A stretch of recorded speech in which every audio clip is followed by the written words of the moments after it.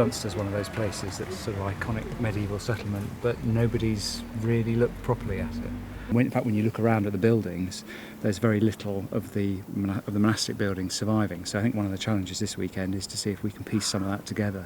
We're on the north side of the church here.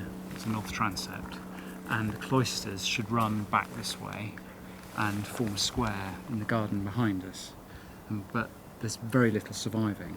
But when you look at the church, there's strange stuff going on with the masonry there. You can see there are rebuilds.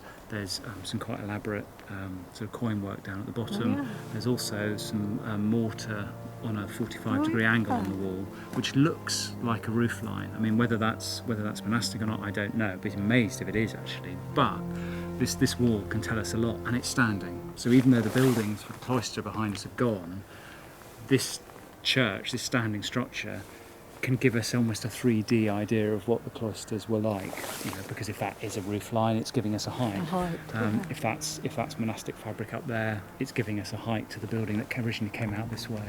In most priories and monasteries, the north transept of the church connects with the monks' dormitory, so that the monks could come easily into the church for nighttime services. So we'd be expecting the dormitory to be up here and to connect in some way with the north transept. So the church is the place to start.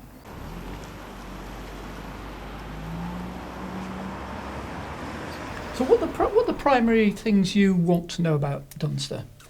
I'd like to know much more about the monastic precinct and the layout of the buildings, and kind of crucially what survives under the ground. So archaeologically, what's there, if you like. So yes, to get the plan of it all. We've got the borough town here, but I'd like to know what was there before that planned medieval settlement.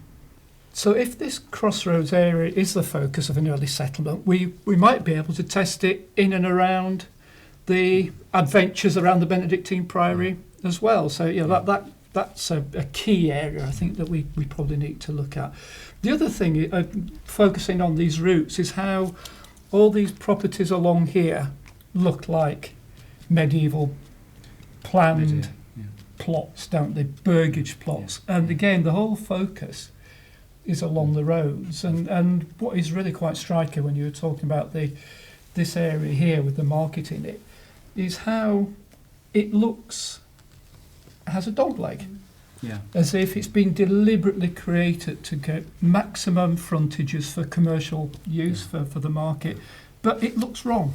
That looks like it's an introduction into something that might already be there. So this area in here becomes absolutely key. Is there also evidence of an early routeway through here? So the town looks to itself break into three main components, and we need a strategy which allows us to test that.